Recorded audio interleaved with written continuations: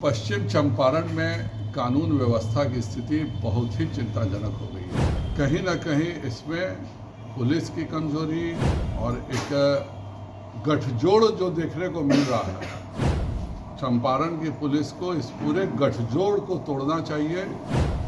इसमें निश्चित तौर पर प्रशासन के कुछ लोग, ठेकेदार और कुछ ऐसे व्यक्ति भी शामिल हो सकते हैं जो सफेद पोश बन करके समाज में घूमते हैं।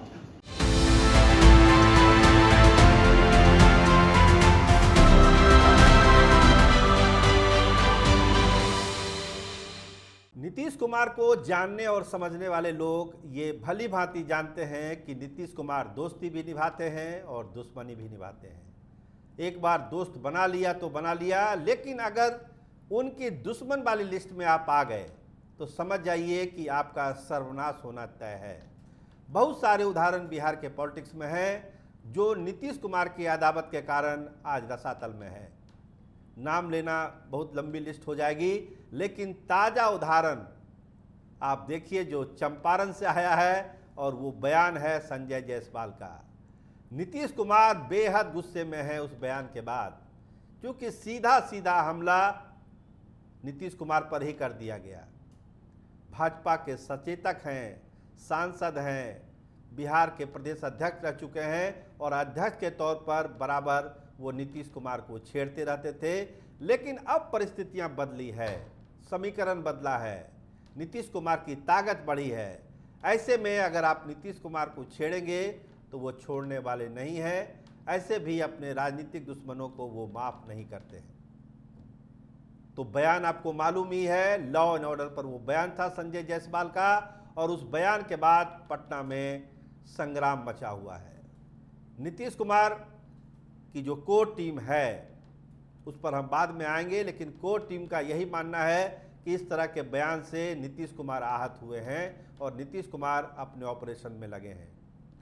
सम्राट चौधरी ने एक संकल्प लिया था, आपको मालूम है, पगड़ी उतरवानी पड़ी उनको, प्रदेश का अध्यक्ष पद छोड़ना पड़ा।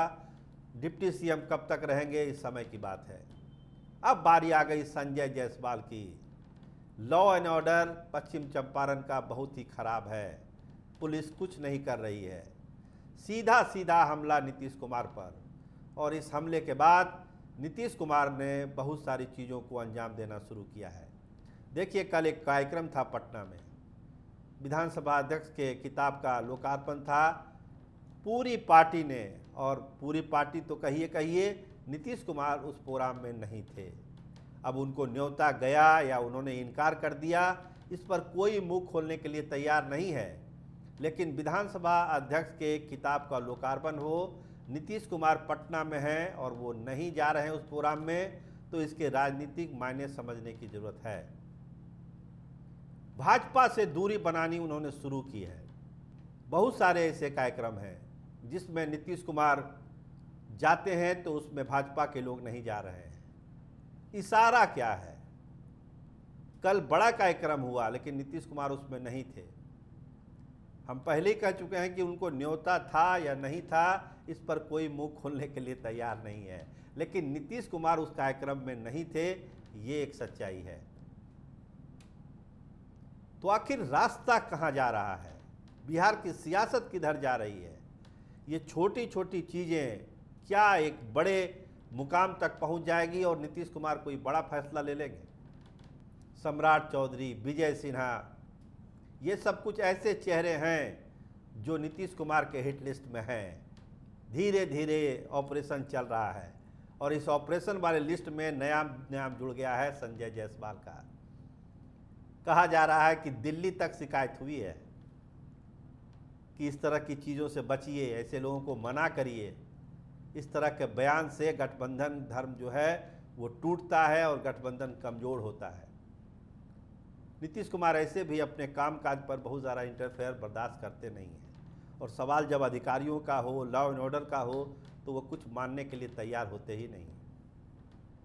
तो भाजपा के सचेतक संजय जायसवाल, सांसद संजय जायसवाल, भाजपा के वरिष्ठ नेता संजय जायसवाल का बयान आखिर किस संदर्भ में देखा जाएगा पटना में?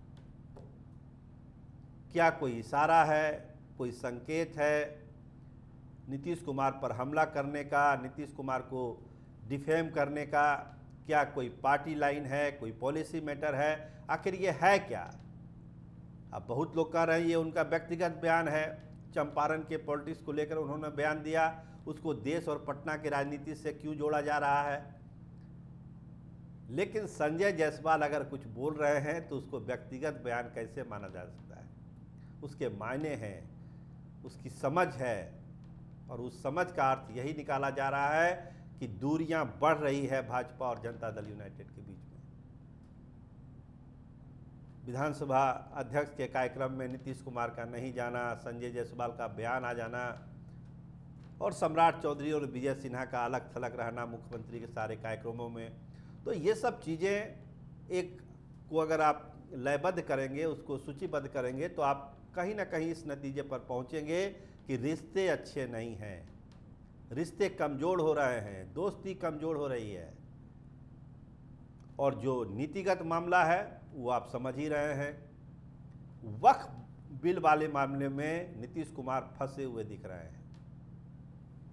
ललन सिंह ने जो पार्लियामेंट में बोला तो बोला, लेकिन अब मुस्लिम नेताओं का जो गुस्सा है उसका जवाब क्या देंगे नीतीश कुमार?